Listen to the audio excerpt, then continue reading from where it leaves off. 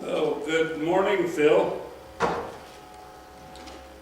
Good morning, Mr. Lutton. What? Good morning, Mr. Lutton. And I am not Phil, I am Mr. Odendron. Okay, Mr. Odendron, what is going on now? What in the world are you up to? Well, don't you get it? No.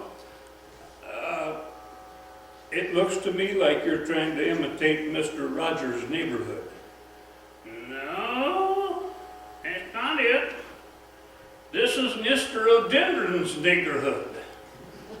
So we want to get that straight. Okay, Mr. Odendron's Neighborhood. So what's going on this morning? Well, okay, I need a volunteer.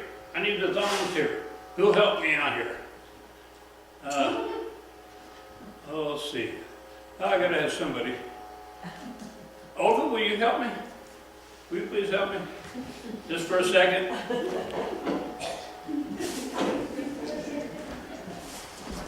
There's a poster right there.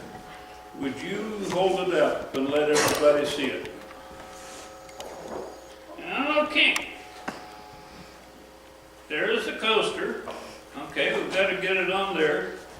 And do you read that? Can you read that? Oh, yeah. What's the word? Oh, okay. Thank you very much, my lady. She's my helper. I bet.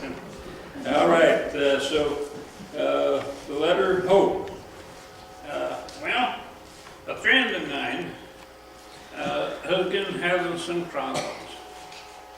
He's been down the dumps for some time. And you know, when things go bad, it's really tough to find hope in the world and to find help and to get connected again and get life back together again.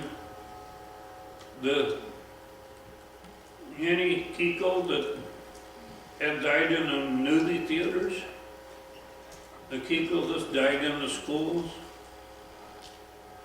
in accidents, and Kiko that are suddenly take from us and pass away, and we didn't expect them to, and we miss them.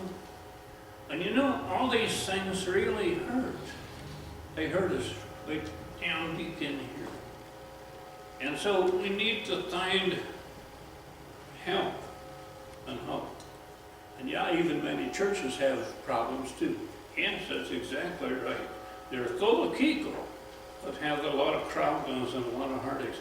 You know, if we're just really was honest with ourselves, there's times in life when there seems to be no hope. Yeah, that's exactly right. And you know, thousands of years ago, in a small community, there was a man who lived who they thought was the hope of the world. They thought he was going to be the great Redeemer who was going to deliver them from Rome and the Roman Empire. And they thought he was going to be the one that was going to redeem Israel. And they took him and hung him on a cross, and he died. And can you imagine, all of these people had their hope built up in them, and then he died, and was no more to be seen except for his special helpers, his apostles. So, you know, when tragedy comes, and it just virtually eats us alive, and the devil threatens to destroy everything we've done. Honestly, we reach a point in our human capacity where we can't take anymore, don't we? Yes, that's exactly right.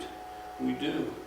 And at the same time, we're blessed with the recognition of our own weakness. There's God. Jesus is still in the saving business. And so, hope, our our hope is in Jesus. He is our real hope of the future. You remember Mary Magdalene, and she come to the garden tomb, and she was the first one to be there on Easter morning. And it seemed like her world was just totally destroyed and all lost. And all of a sudden, she hears that voice, that distant voice.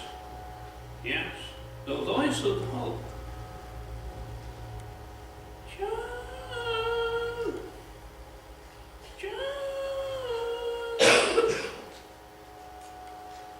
It's me! I'm Hope, and I'm still here. Where'd it come from? Where'd it come from? It's the voice of hope. And you know, it didn't matter until Mary heard the voice of Jesus. And he came to her and he said, Mary. And she realized that hope was not lost after all. And that verse, that portion of Scripture still brings us hope today when we're struggling. Jesus is still very much alive and well. Yes, indeed he is. And we're all in the work together to reinforce one another, to listen through.